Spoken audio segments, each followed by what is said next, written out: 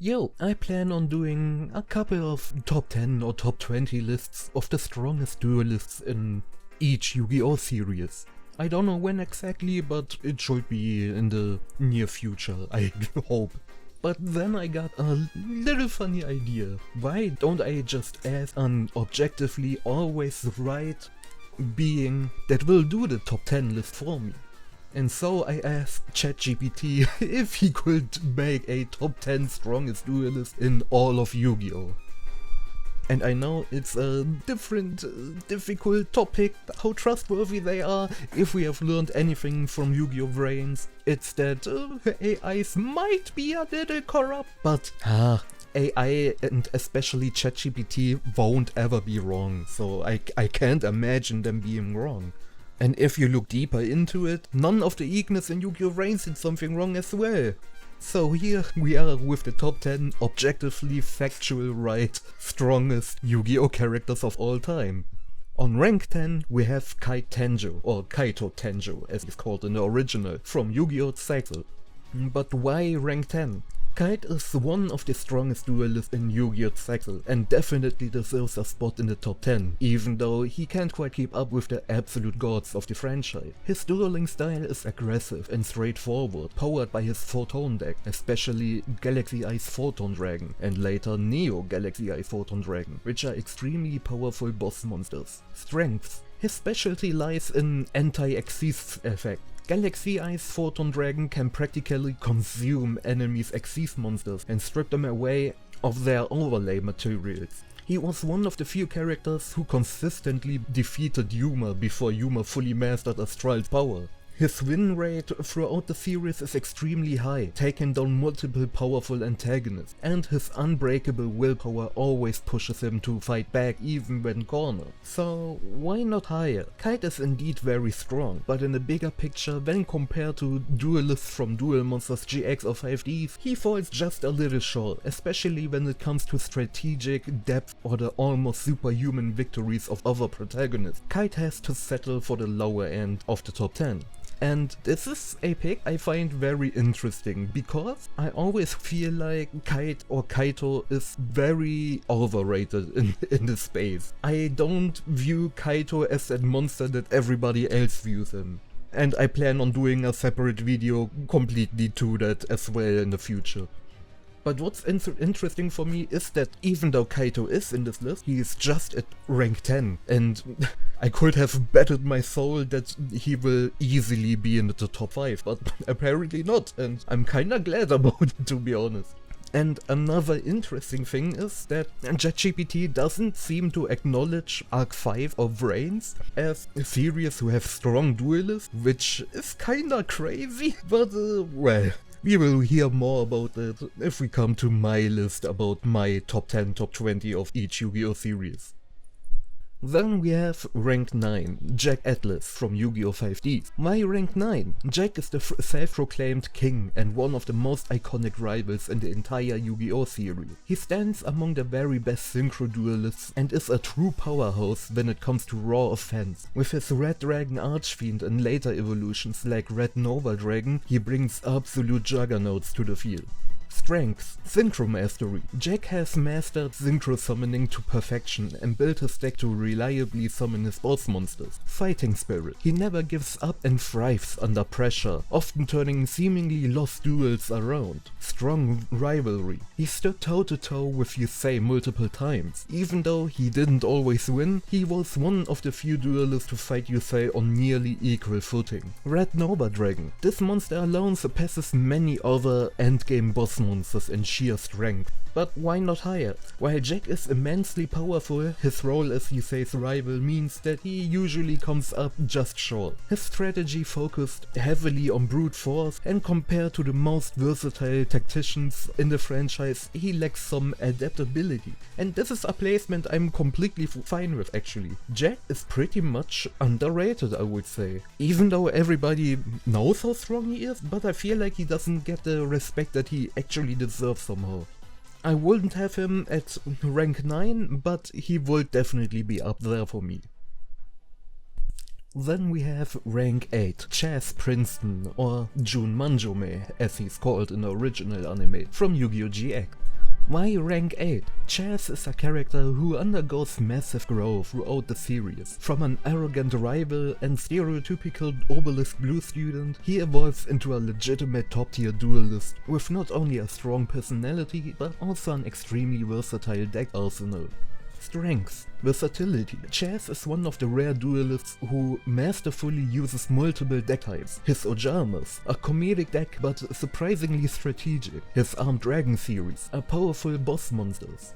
And later his XYZ Union deck, not to be confused with XC summoning in ZEXAL, but rather Union based combos. Victories over strong opponents. He clashed with Jaden Yuki multiple times and was one of the few rivals to truly push him to his limits. Character development. Unlike many rivals who stay arrogant, Chazz learns humility, teamwork and dedication, making him unpredictable and more dangerous as a duelist. But why not higher? As versatile and talented as Chazz is, he often remained overshadowed by Jaden. While he frequently surprises with creative strategies, his overall record doesn't quite measure up to the absolute elite duelists. And this is an also interesting placement. I didn't expect Manjome to be in this list, but I gotta say, he's an way more underrated case than even Jack. As I said earlier, everybody knows that Jack is strong, but I feel like with Manjome that's not the case. People still view him as the loser duelist who has nothing he can do, he has just some Ojamas and shit, but he actually became, especially in season 4, a incredibly powerful duelist. Not a top 10 level duelist in my opinion, but definitely one that deserves to be in a top 50 or anything. But I think it's interesting to see him here, and that above Kaito and Jack. But now we are coming to rank 7 Seto Kaiba from Yu-Gi-Oh! Duel Monsters. Why rank 7? Kaiba is an absolute legend, not only in the Yu-Gi-Oh! Franchise but also as one of the most iconic and skilled duelists ever. His Blue Eyes White Dragon deck is famous, and he combines it with unmatched tactical prowess and even technological genius. His drive to win is nearly unshakable. Strengths. Blue Eyes strategy. His Blue Eyes White Dragons, and especially the Blue Eyes Ultimate Dragon, were among the most powerful boss monsters of the classic era. The perfect rival. Kaiba was the only one to push Yugi Muto into so many close duels. In Battle City he nearly defeated Yugi. Willpower and pride. Kaiba's obsession with being the best makes him a duelist who simply refuses to back down. Many of his victories are due to sheer determination combined with skill. Technical genius. Beyond cards, Kaiba is one of the only duelists to leverage technology, like the Duelists and holograms, to gain an edge, making him a powerhouse in more ways than one. But why isn't he higher? Kaiba's greatest flaw has always been his pride. It often clouds his judgment and causes him to lose duels he could have otherwise won, and despite his incredible power, he could never truly surpass Yugi, which keeps him from climbing into the very top spot. And Kaiba is interesting. Of course he would still be up here in this list, especially if you ignore Arc 5 and Reigns for no reason. I do believe you could push Kaiba even higher, even though he wouldn't be that high in my top 10, if he would be in there to begin with. But yeah, I could recommend you to watch my Why Was Kaiba Obsessed with Yugi video to know more about how strong Kaiba truly is and why he possibly could have surpassed Yugi at the end, or more the Pharaoh in the end. Then we have rank 6, Atem or the Pharaoh, Yu-Gi-Oh! Duel Monsters. Why rank 6? The spirit of the Pharaoh inside the Millennium Puzzle, known as Atem, is one of the most legendary duelists in the entire Yu-Gi-Oh! Universe. He fought not only in modern duels but also in the ancient Shadow games, where the fate of entire worlds was at stake. Atem represents strategy, courage, and an unbreakable will to win. His strengths are unmatched intuition. Atem has an almost supernatural ability to perfectly time heart of the card moments. His moves often feel like destiny itself. Legendary victory. He defeated opponents like Pegasus, the creator of Duel Monsters, Marik with his God deck, and even Zog Necrophades, the embodiment of darkness. God cards. His Egyptian god cards, Obelisk, Cypher and Ra, made him practically unstoppable during Battle City. Mental fortitude. Atem never loses his composure. Even in hopeless situations, he can turn duels around with brilliant play. But why isn't he higher? Although Atem is a legend, many of his victories leaned heavily on heart of the cards moment, which aren't always rooted in pure strategy. Additionally, later generations of Duelists, 5Ds, GX and ZEXAL, mastered mechanics beyond Atem's Duel Monsters era, which puts him only at rank 6 despite his iconic status. And oh boy, this is indeed an interesting placement. I would have never expected AI to place Atem at rank 6. I expected him to be top 2 or something. But the reasonings he's giving is not that good, I'd say, especially if Heart of the Cards is your argument for him. That's probably my next video that will be coming. I wanna talk about the Heart of the Cards and destroy a bunch of childhoods, I feel like. But more to that when we are at that time. And the AI is doubling down on not acknowledging Arc 5 and Rain for whatever reason. But let's continue with the next surprise. Rank 5, Yusei Fudo, Yugioh 5D. Why rank 5? Yusei is one of the smartest and most consistent duelists in the entire Yu-Gi-Oh franchise. While many characters rely on Heart of the Cards miracle, Yusei's style is built almost entirely on logic, precision and absolute control over his deck. He is widely considered the greatest synchro duelist of all time. Strengths, Stardust Dragon and Evolution. His Stardust Dragon and upgrades like Shooting Star Dragon or Shooting Quasar Dragon are among the strongest synchro monsters ever. Consistency. Yusei is almost never defeated. His losses are extremely rare and usually explained only by supernatural forces. Brilliant strategist. He plans several turns ahead and keeps a cool head even when things look hopeless. Heart and leadership. He's not only powerful, but also a leader who lifts up his friend, which makes him mentally even stronger. But why not higher? As outstanding as Yusei is, he remains tied to his era, the Synchro era. Later duelists, who mastered even more complex mechanics, Xyz, Pendulum or Link, reach beyond his scope. And while he has legendary wins, compared to the absolute end bosses of this list, rank 5 is where he lands. And suddenly Pendulum and Link exists, so homeboy ain't forgetting Arc 5 and Reigns. He really chooses, or he really chose that Arc 5 and Reigns duelists ain't it. Sad Reiji and sad Playmaker and sad Revolver noises, I feel like. But even though if I'm not that cool with the reasonings for him, I think that's a pretty good placement, even though you could place him even higher in my opinion. But he definitely is a top 5 candidate. And here we come to the next shocker. Rank 4, Zane Truesdale, or Ryo Marufuji, how he is called in the original, Yu-Gi-Oh! GX. Why rank 4? Zane is without question the strongest duelist in GX, aside from Jaden himself. He started out as a discipline's top student of Duel Academy, but later transformed into a ruthless, almost terrifying Kaiser. His cyber decks bring absolute destruction to the field, and his evolution from an ambitious pro to a brutal powerhouse makes him unique. Strengths, Cyber Dragons. Zane's Cyber Dragon, along with Cyber Ant Dragon and Chimera Tech Over Dragon, are absolute boss monsters, capable of wiping entire fields in a single turn. Aggressive playstyle. Zane perfected the infamous Power Bond strategy, allowing him to boost his monsters into insane attack power, often enough for a one-turn kill, an OTK. Unshakable composure. Even in the most dangerous and life-threatening duels, Zane stays calm and focused.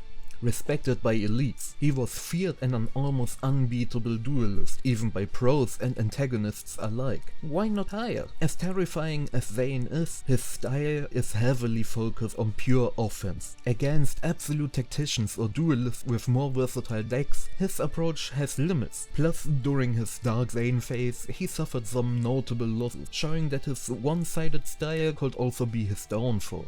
And goddamn, the strongest duelist in GX without question, aside from Jaden himself, is crazy. I am one of the biggest Kaiser glazers ever, probably, and I can't glaze him that high. I simply can't. I can't lie to myself. He is strong, he is one of the strongest in GX as well, but he ain't a top 5 duelist of all time. I would love him to be one, but nah. It's crazy work to have him this high up. Then we have rank 3 Jaden Yugi, or Judai Yugi, how he's called in the original anime, verorten Yugioh. Why rank 3? Jaden is one of the most versatile and naturally gifted duelists in the entire franchise. At first, he seems like a carefree student who just enjoys dueling, but as the series progresses, it becomes clear that he's a dueling prodigy who can stand up even to supernatural forces. His transformation from a light-hearted duelist into a nearly superhuman fighter is unique. Strength, elemental heroes and neo-spacians. Jaden masters both fast combos and flexible fusion strategies, giving him tools for any situation. Supreme King. During his Supreme King arc, we see what happens when his darker side takes over. Ruthless, almost unstoppable dominance. Exceptional instinct. He's not just strategic, he has nearly perfect feel for duels, allowing him to anticipate opponents and plan ahead. Victories over godlike foes. Jaden defeated duelists and beings far beyond normal limits, including enemies with supernatural powers. Mental resilience. Despite traumatic experiences, the Supreme King arc losing friends, he bounced back stronger and more determined. But why isn't he higher? As incredible as Jaden is, later in the series it's shown that he struggles with his own humanity and burdens, which makes him vulnerable. While he nearly reaches the very top, there are still 2 duelists who surpass him in terms of consistency, symbolism and pure dominance. And I feel like it's interesting that Judai is on top 3. He definitely deserves some respect, but I fear I don't have him in my top 10 or anything. I'm not even sure if he's in my top 20. Let's not keep talking about it. I think I will just disrupt some peaceful minds if I keep talking. We will see us when my lists drop. Rank 2, Yugi Muto from Yu-Gi-Oh! Duel Monsters. Why rank 2? Yugi himself, without Atem, is often underestimated, but after separating from the pharaoh, he proves that he's not just a vessel, he is the dueling genius in his own right. His victory over Atem in the final duel of the series shows that he can even surpass the legendary pharaoh.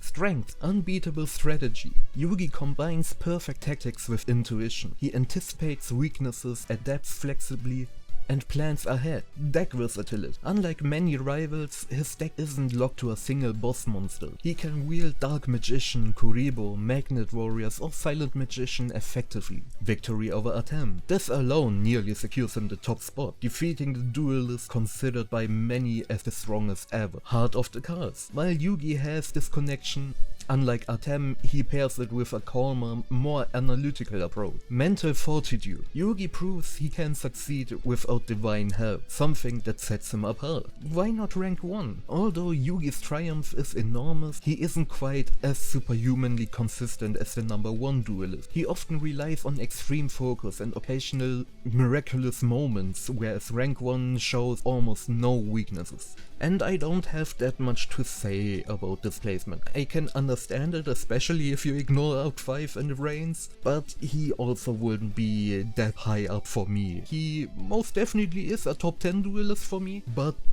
he ain't a top 2. But I completely agree with the statement that he's often underestimated. I once did a list of 5 underrated characters in Yu-Gi-Oh! You can watch this video, I would recommend it to you, and I talk about how underrated Yugi is in there as well. And now comes the absolute number 1. Rank 1, Yuma Tsukumo and Astral combined, Yu-Gi-Oh! ZEXAL. Why rank 1? Yuma alone starts as a rather weak duelist, but through his partnership with Astral, he evolves into possibly the strongest protagonist in the entire Yu-Gi-Oh! Universe. By the time he reaches his ZEXAL form, especially in ZEXAL 2, he operates on a level that no other generation has matched. Together with Astral, he achieves an almost godlike dueling power. Strength, ZEXAL power. In fusion with Astral, ZEXAL, Yuma gains superhuman concentration, strategy and access to the most incredible Yu-Gi-Oh! Why am I saying Yu-Gi-Oh? Xyz monsters. Utopia and upgrades. His signature card number 39, Utopia, evolves into an increasingly powerful form. Utopia Ray, Utopia Lightning, etc. Capable of defeating even the strongest endgame bosses.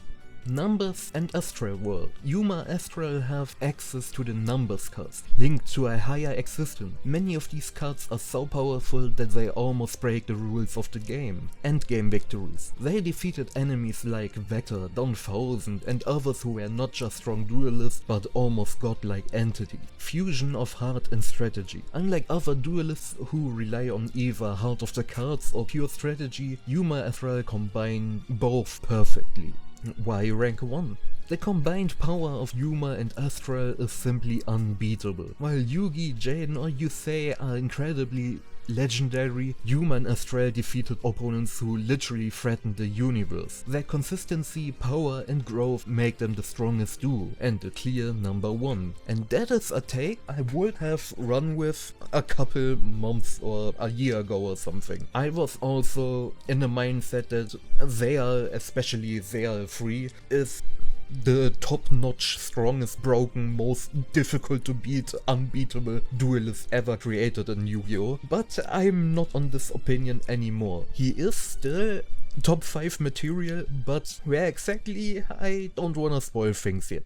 But this has been the factual, objectively correct list, sponsored by Revolver's father, Dr. Kogami. Please, Revolver, don't launch the Tower of Hanoi, we don't need it right now.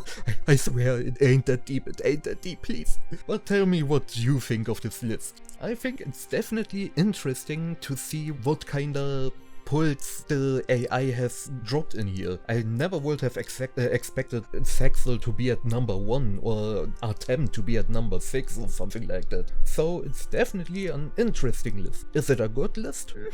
It's interesting.